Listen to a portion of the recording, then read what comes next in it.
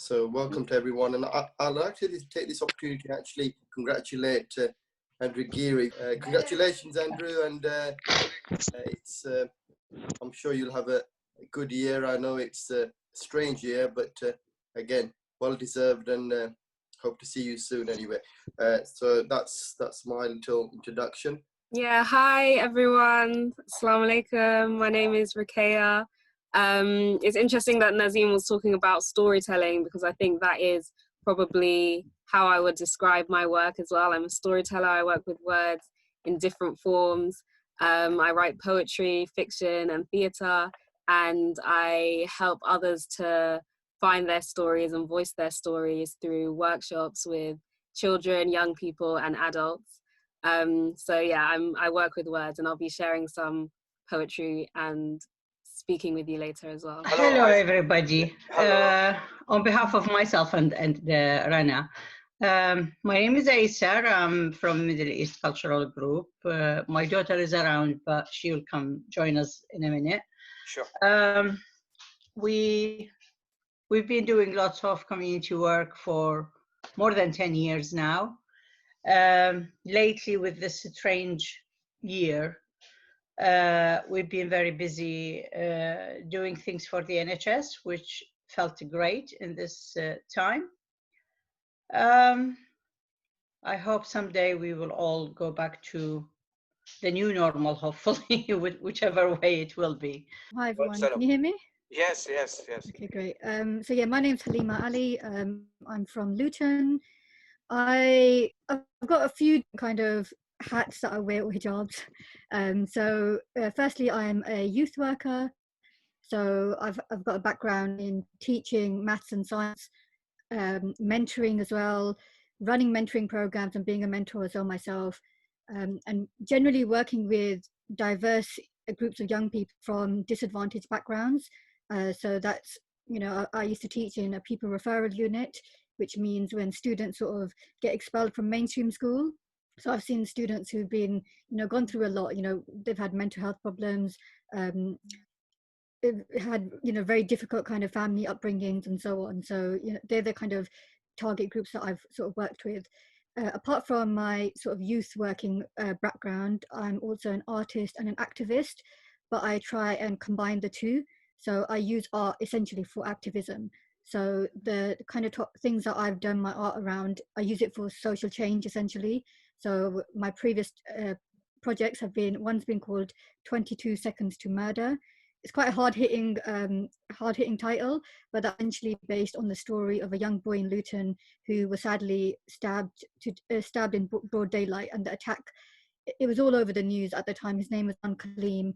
The attack took space in the space of 22 seconds. So that is kind of where the name came from. And I worked with his mum to, do this project. The way we actually implemented that project was by doing an art exhibition where we had pieces around, raising awareness on knife crime. First of all, thanks for inviting me to this privileged meeting. I'm an artist, and like Halim, I'm using my art for activism as well, and most of my practice is community oriented. And I've been working at MPIAC for Art in the Park last few years. That's how I got to know Anwar. And a few days ago, I was catching up with Anwar what would be the Art in the Festival next year will be like. And during the conversation, I spoke to Anwar. At the moment, I'm based in London, by the way.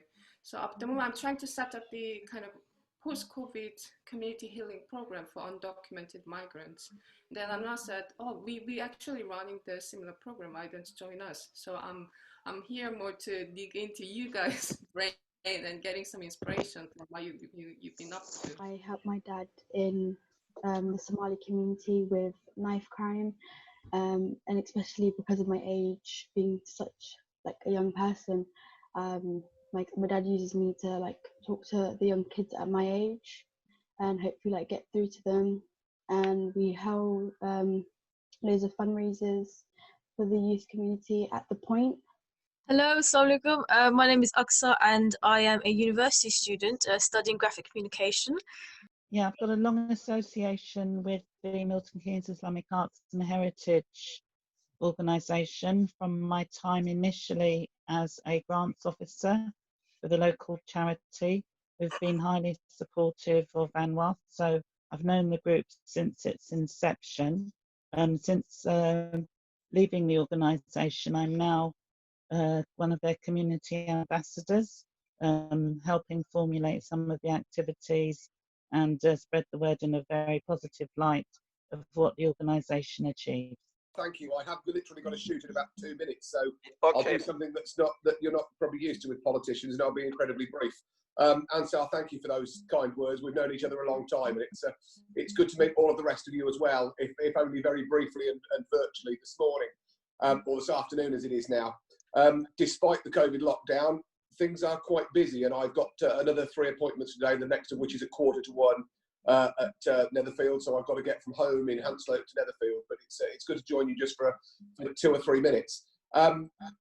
Anwar, we've known each other a long time, and I'm really pleased now in the role of Mayor to be able to support, just one of the many initiatives that I know you're championing within Milton Keynes, the work you've done in the community to encourage community cohesion and celebrate the diversity that we have in the community is wonderful, and I'm really happy to get behind that and pleased to support you.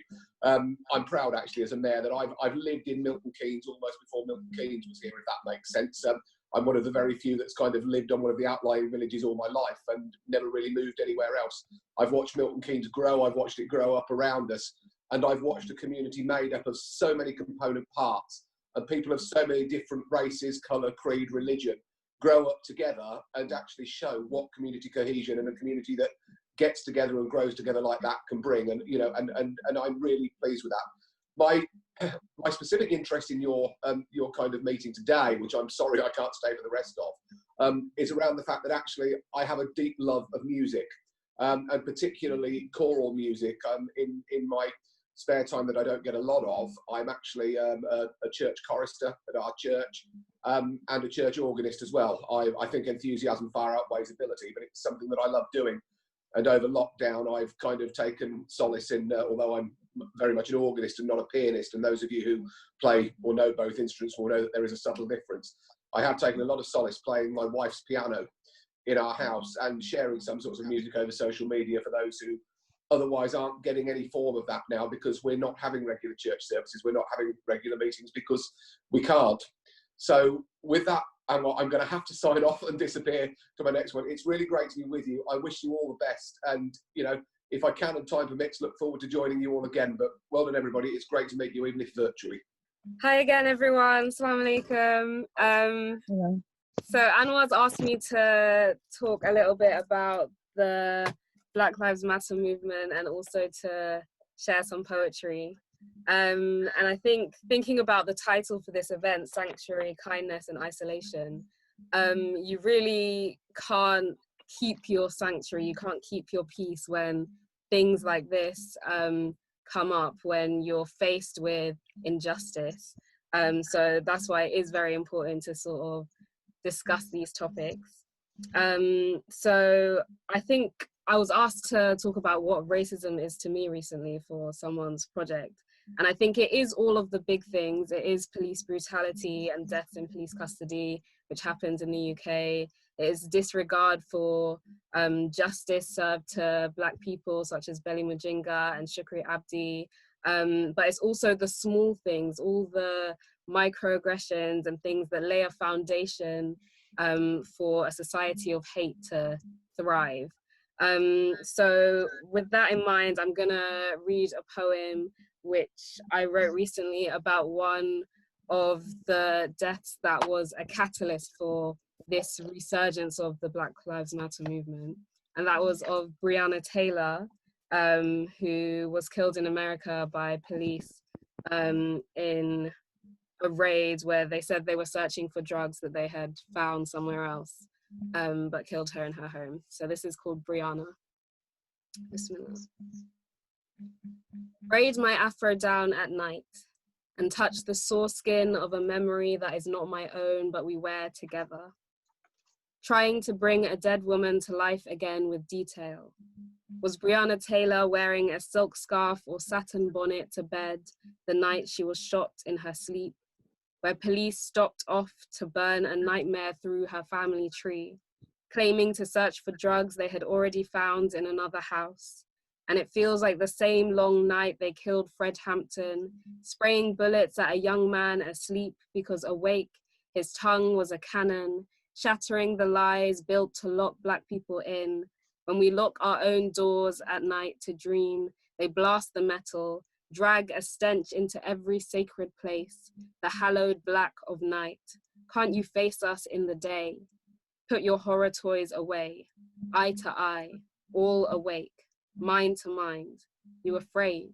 Are you afraid? So that was Brianna. I saw a quote on Instagram that said, we should treat racism like COVID-19. And I didn't take a screenshot of it and I've lost it, but it said something about acting like you have it, everyone acting like they have it, and be ready to change your life to get rid of it. And I think that was really powerful because it brings to mind the idea that no one should think they're immune from racism, whether you're a liberal person or you're a person of color or even you're a Black person. Growing up in this country, or to be honest, anywhere in the world, because we've seen that racism exists around the world, but there are systems that have made us have prejudices towards certain people. So we should all look inwardly at the kind of prejudices that we might have. In a society that demonizes Black people, we have to actively work to unpick that and to work against racism and prejudice.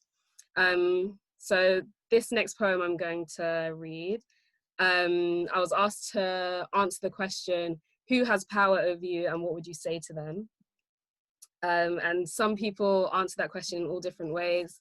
There was someone who wrote about his dad and it was his project, but I chose to write about prejudice, so that is this poem. Bismillah.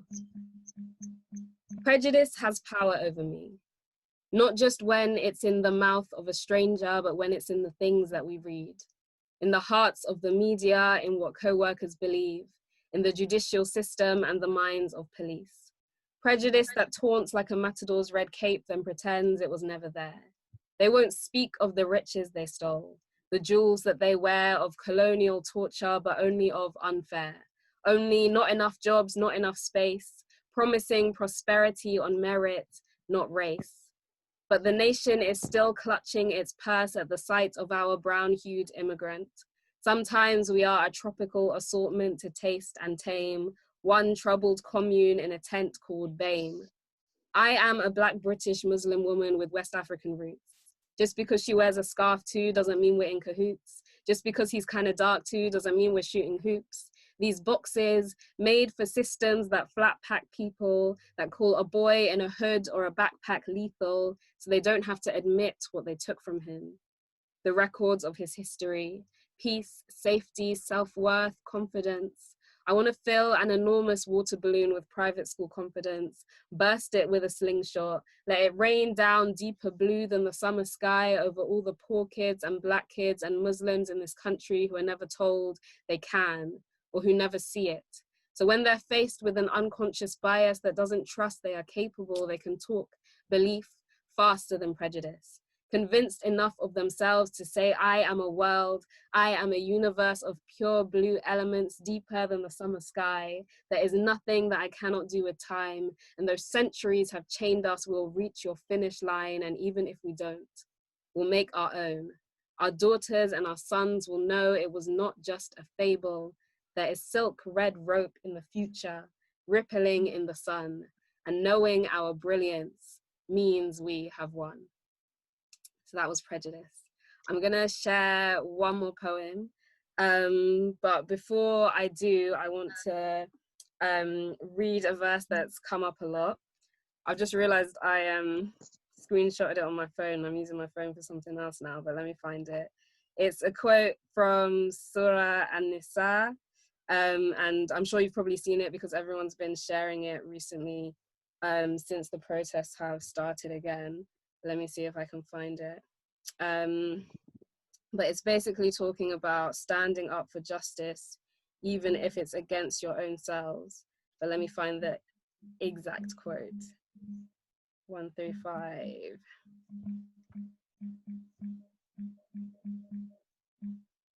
Okay. O you who believe, be maintainers of justice, bearers of witness of Allah's sake, though it be against your own selves or your parents or near relatives. If he be rich or poor, Allah is nearer to them both in compassion. Therefore, do not follow your low desires, lest you deviate, and if you swerve or turn aside, then surely Allah is aware of what you do. So yeah, that quote, I think, obviously it's nicer to have it taught to you and not just one Arabic translation. But my teacher was telling me about the word for justice and how it means something that is continuous, that is step by step, that you have to keep working at. And I thought that was really important, that because right now there's a sort of almost trendy thing to sort of say, you know, yes, we support the movement, but it's something that we have to work at continuously. It's going to be throughout our lives that we're fighting against this. Just like throughout our lives, we have to fight against our nafs and against our sort of lower desires and our ego. So this is all part of that. Being a just person is not something that you can do overnight, but it's something you have to keep working at. And even if it's against yourself or against your family. So it's really looking internally, not just looking on the outside, blaming people or saying, I don't do something that's so bad, so it's not to do with me, but to look at all the little things that you can do to make the world a better place and make people feel more welcome. So this last poem that I'm gonna share is called Shine. I wrote it for the Black and Muslim in Britain project, which you can find on YouTube. It's a series of interviews. There's actually 2 seasons of it, interviewing Black British Muslims and just finding out about their experiences within Black communities and within Muslim communities, and sometimes what they face within their own communities, but also as an empowering thing to just share their stories. So this last poem is called Shine. For everyone that reaches Jummah with a cocoa butter shine, high tops and fresh trims, hijabs, head wraps and scarf pins. For the young ones who roll with Oyster card and tasbih, for every uncle with a goatee, every taqwa-filled auntie ready to whip out their pocket Qur'ans on the high streets. All you melanated Muslims, Africans, Caribbeans who call this cloudy little island home, might live in British red brick or high rise, but gather under blue domes to praise the greatest love their souls have ever known. I see you, even when your own communities do not, even when they pretend that you're invisible until you start to think you are, or they tell you you're too big, too bright, and you start to think you are. I see your Bakhor and blue magic beauty, your leather socks and Afro pics. I see you cooking up a storm on a Friday, so many cultures in the mix, so many languages. This complex, multifaceted, smart, passionate, talented collective we are. Black British Muslims existing here like one drop of Zamzam, within it a whole spring of difference. Keep sharing your magnificence in every shade. You're the answers to prayers our ancestors made. And Allah did not give us right here, right now, to be anything but us. Quite a few things of what Ruqayya was saying. I felt like she was speaking my mind, actually. And it's very beautiful. This is not the first time I've heard Ruqayya's stuff. I think she has a great potential, and I hope her voice will reach many, many people.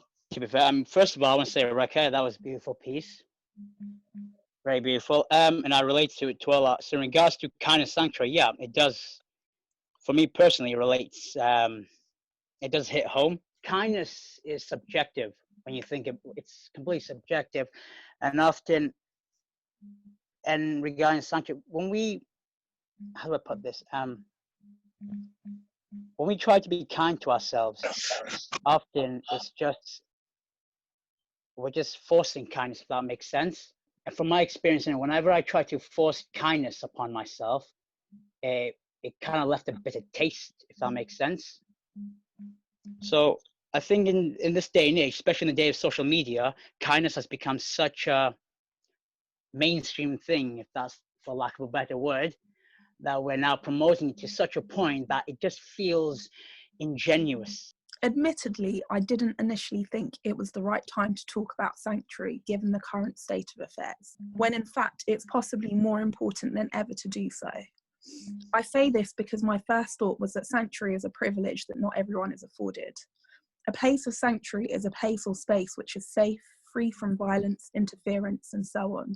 And it doesn't have to be a specific place or location. We can find sanctuary with other people, in solitude, in the present moment, within our memories, etc. Many of us are blessed with these sorts of spaces in our own homes, whilst playing sport, reading books, watching films, or whatever else brings us solace. I want you to think of those without a home, whether that be a literal roof or no place of belonging.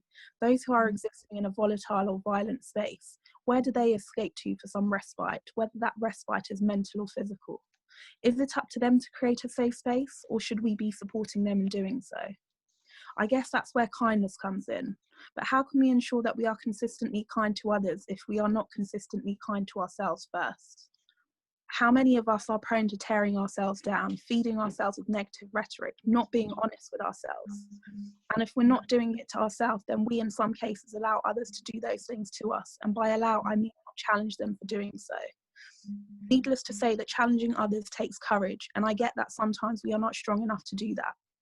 But I can't stress enough how important it is to be kind to ourselves, to build ourselves up, to tolerate and to accept, and to be honest and nurturing to oneself. These are just some of the things we can do which demonstrate self-kindness. And it is important to note that when we are well, whole and healthy, we can be of much better assistance to others who need our support. After all, it's essential to put on our own oxygen mask before helping others with theirs.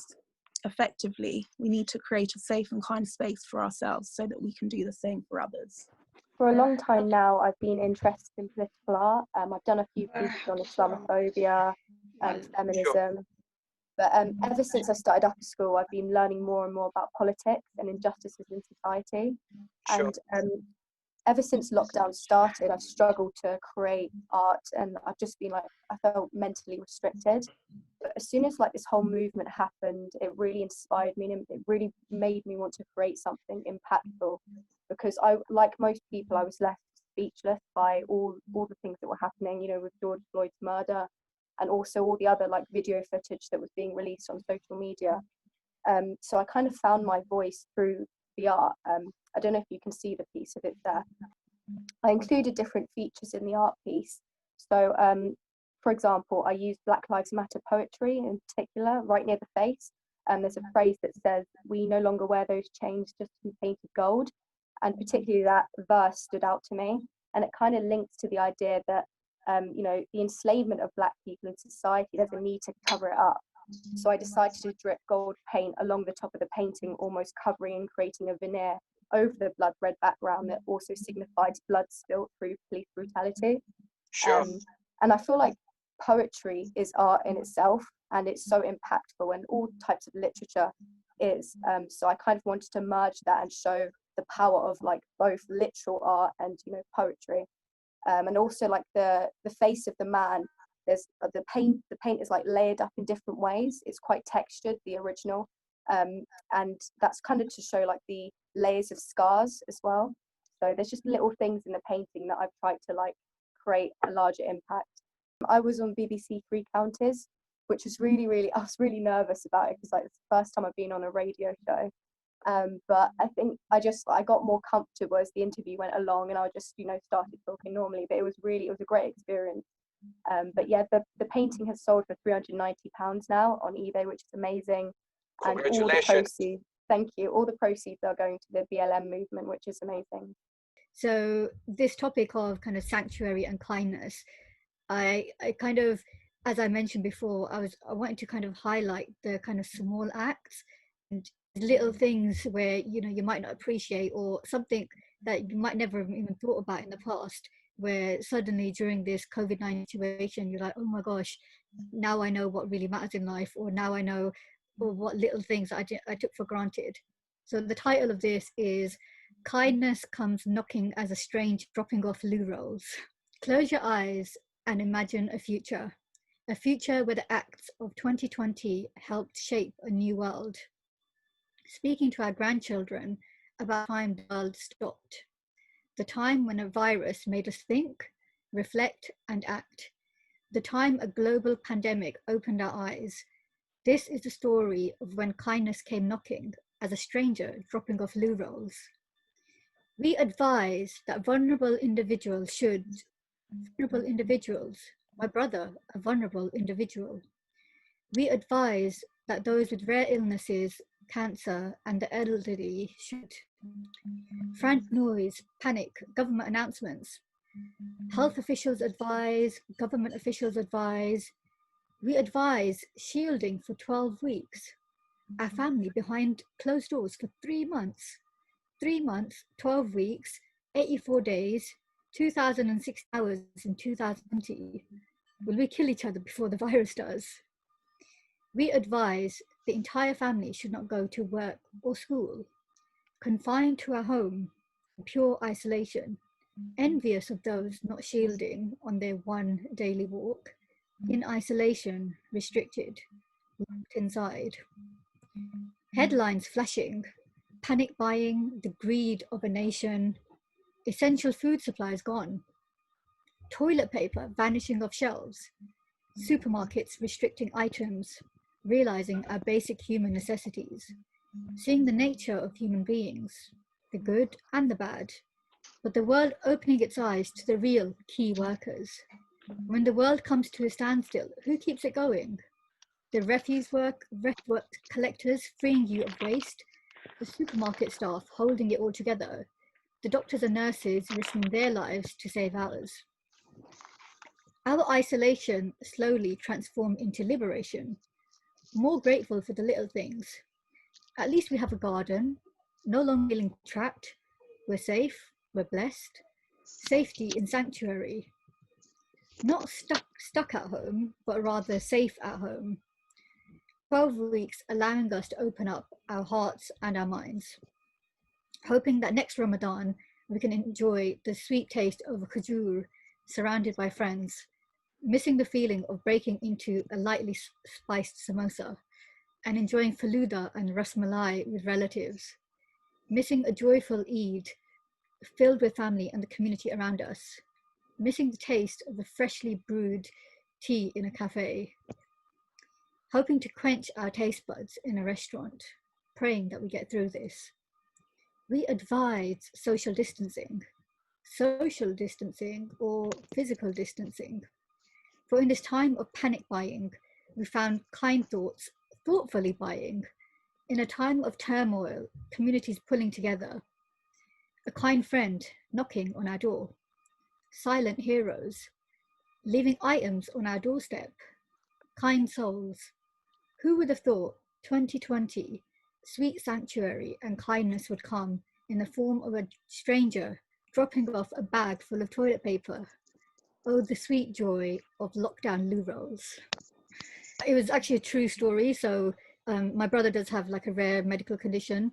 So the hospital actually advised that we all stay home. So instead of just him shielded, we all had to kind of just stay home, not go physically into work. So luckily most of us were able to work from home.